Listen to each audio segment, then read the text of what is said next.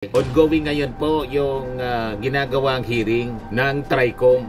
Ang presiding ngayon si Congressman Johnny Pimentel, Executive Secretary Lucas Bersamin. Kailangan na niya talagang habulin ang mga nagpapakalat ng fake news. Yan, sabi ni Bersamin, fake news peddler should be prosecuted. Bersamin was asked to react to the recent statement of the NBI that it would coordinate with the Interpol. Nagyayabang si Maharlika. Ano? Dito tayo ngayon sa US Embassy para i-report ko ang Philippine government sa kanilang death threat sa akin. Si Ernesto Abines Jr., Lorraine Badoy, Susan Batalla, Cathy Binag, Jeffrey Celis, Glenn Chong, Claire Eden Contreras, si Marlica po. Nagbabagang mga balita at pagtalakay sa mga isyu ng lipunan. Bulsa! Opinyon, banat at paglalantad sa katotohanan. Bulsa! What you see is what you get. You decide.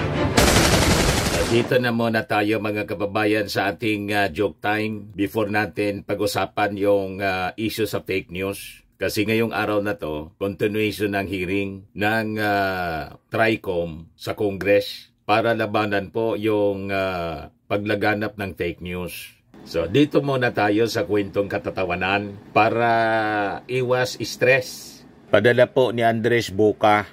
Nagpa-check up si Pedro sa kanyang doktor. Sabi ni Pedro, Dok, gusto ko pong magpa-check up sa'yo.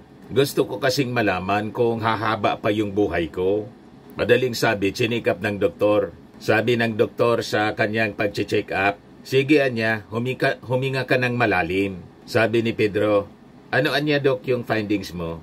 Sagot ng doktor, may bad news anya ako at good news sa'yo.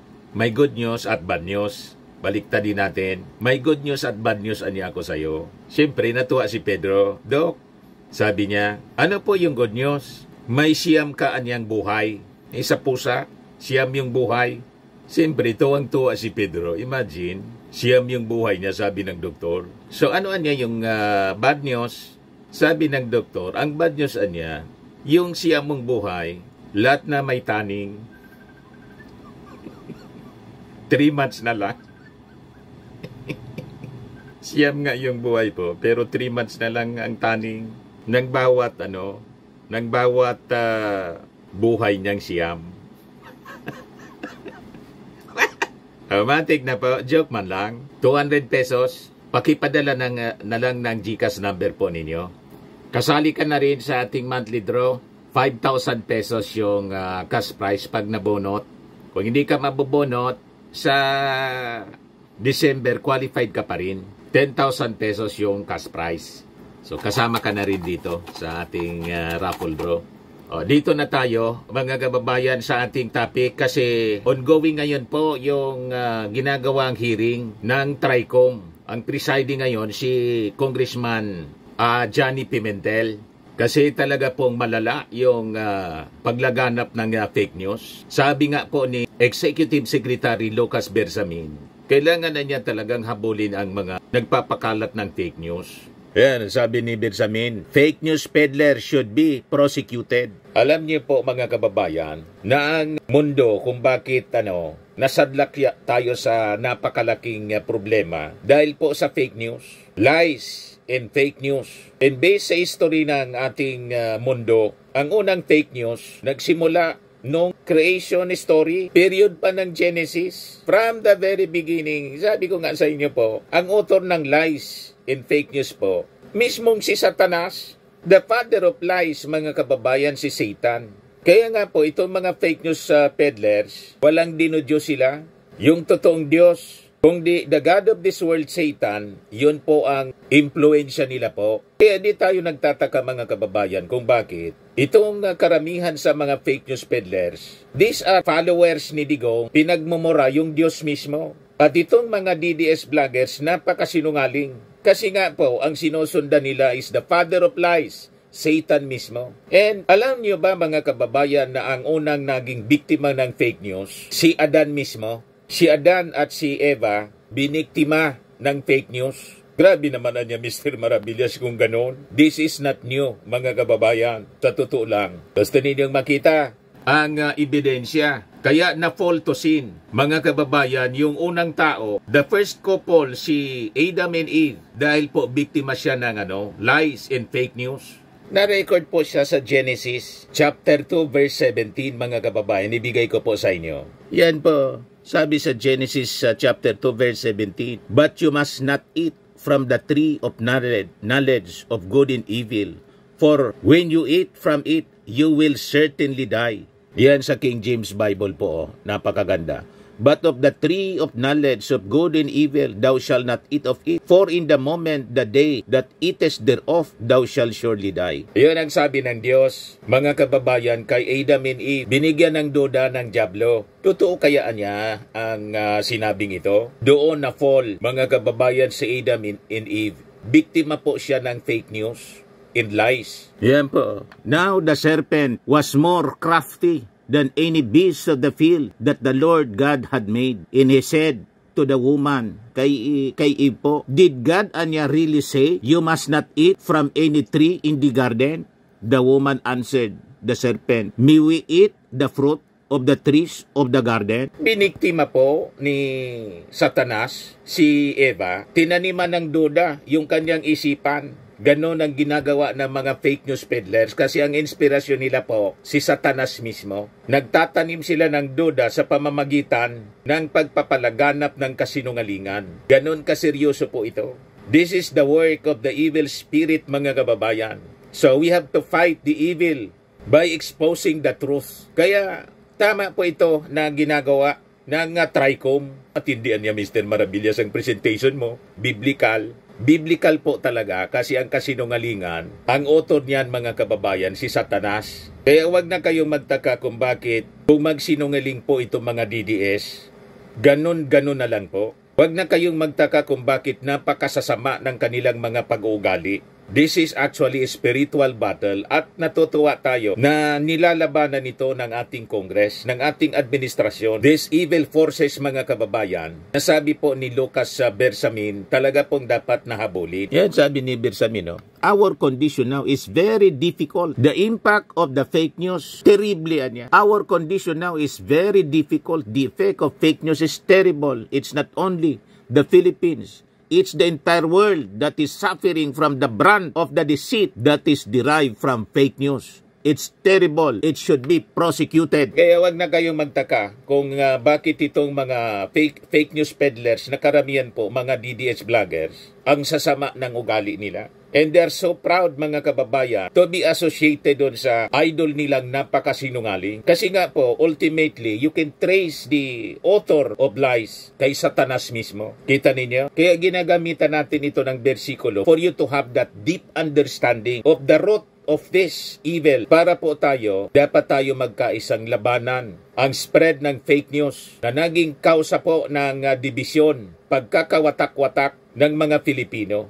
So sabi dito, Bersamin was asked to react to the recent statement of the NBI that it would coordinate with the Interpol in tracking down Filipinos in other countries who are spreading fake news. The arrest of former President Rodrigo Duterte last month has fueled a surge of false information on social media, with many Filipinos falling victim to fake statements, unverified reports, and misleading content. The NBI said it is probing around 20 people who are disseminating false information on various topics and is looking into their funding sources. The agency also said that it is investigating whether individuals or groups are funding bloggers to disseminate false information online. At isa sa mga inimbita, mga kababayan dito sa TRICOM, si Maharlika. Napaka sinungaling ng babaeng yun po. At nagyabang pa siya. Inahamon po si NBI Director Jaime Santiago. Nagsumbong po sa US Embassy. Maharlika pumunta sa US Embassy para isumbong ang mga ngagba. Ganon katindi. Nagbibig, mga kababayan, ng babaeng ito. Pero sabi nga po, ang masamang gawain may katapusan. Tulad po ng nangyari kay Digong because of his arrogance. His abuses and arrogance, mga kababayan. Ito na siya ngayon. Nakakulong sa dahig. Nagyayabang si Maharlika. Okay, so mga pala. Ano? Nandito tayo ngayon sa US Embassy para i-report ko ang Philippine government sa kanilang death threat sa akin. Makikipag-coordinate sila sa Interpol. May death threat daw sa kanya. Fabricated address.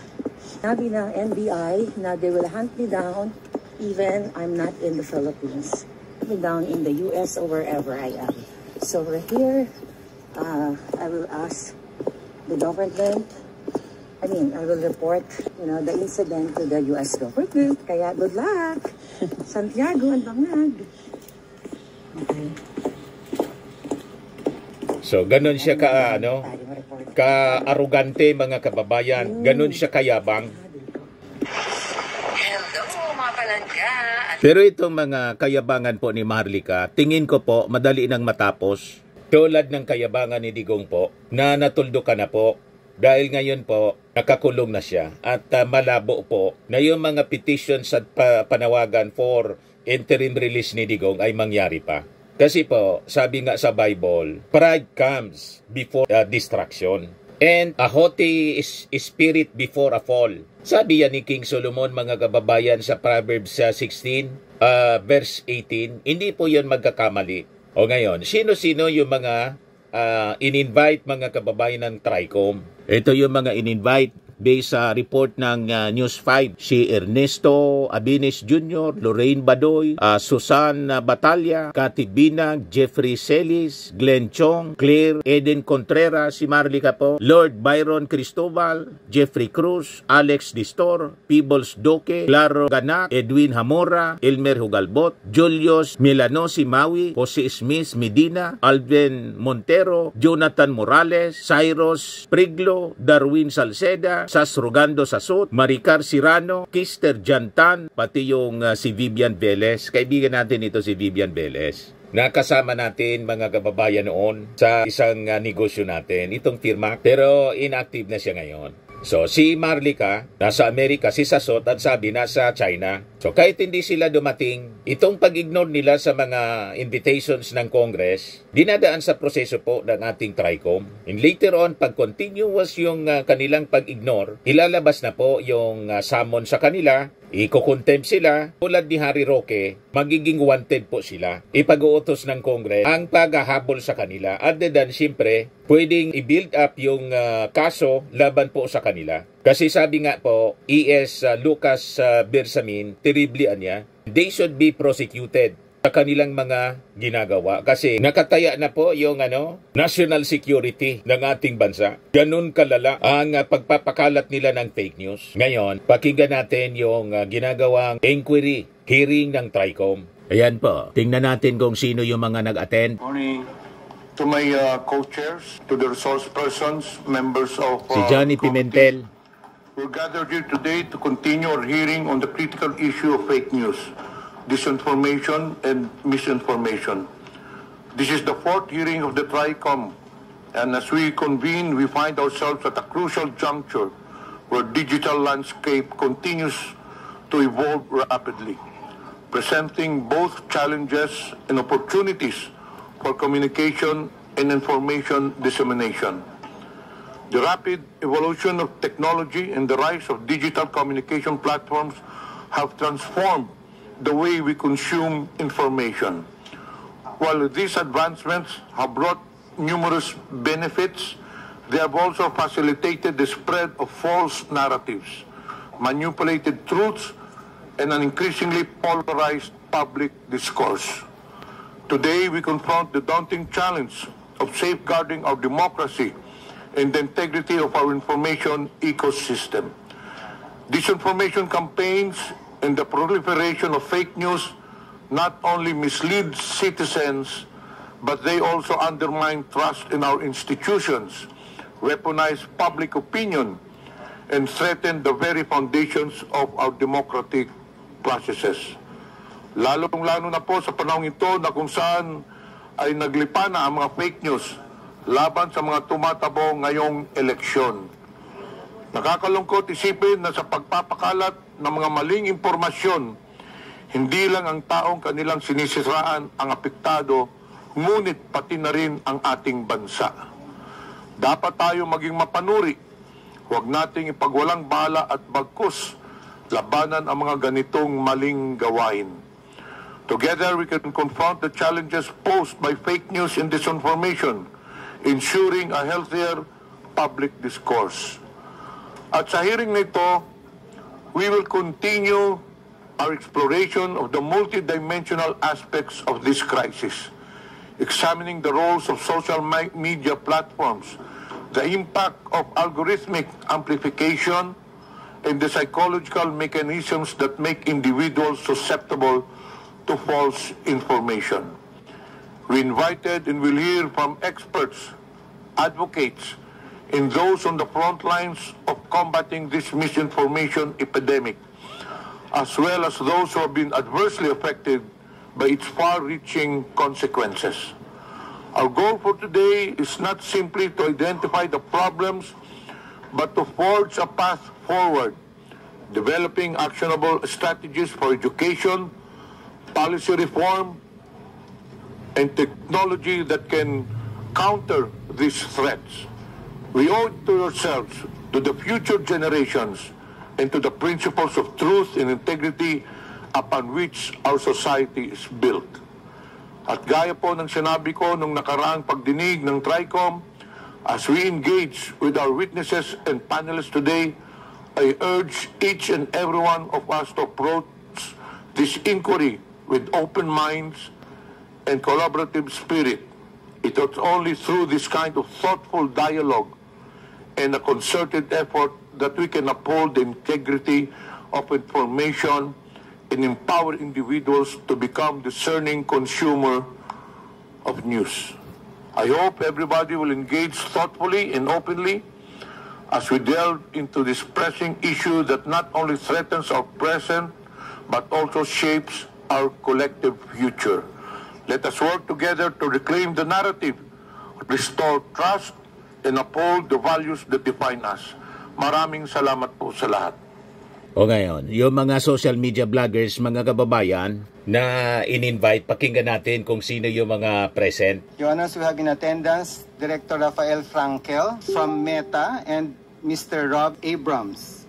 From the broadcast industry, we have Attorney Rodolfo Larabal, the legal counsel for the kapisanan ng mga broadcaster sa Pilipinas, and Attorney Mark Tolentino. From the MBC Media Group or the Manila Broadcasting Company, we have Attorney Rina Seco, the counsel for MBC. In attendance also are Mr. Miko David, President of the Digital Marketing Association of the Philippines, Mr. Gerardo Sandoval, Vice President of the Social Weather Station, Mr. John Hart Alawigan from the Press One PH, and Ms. Lei Jensen San Diego. From civil society organization, from Scamwatch Philippines, we have Mr. Josel de Guzman. Ayan, nandyan si Glenn Chong, and some social media Dr. personalities Mata. we have in attendance, Ms. Grisette Laureata Chu, Ms. Elizabeth Joy Cruz, or Miss Joy De Vivre, Attorney Rose Beatrix Trixie Cruz Angeles, Dr. Ethel Pineda Garcia, Mr. Manuel Mata,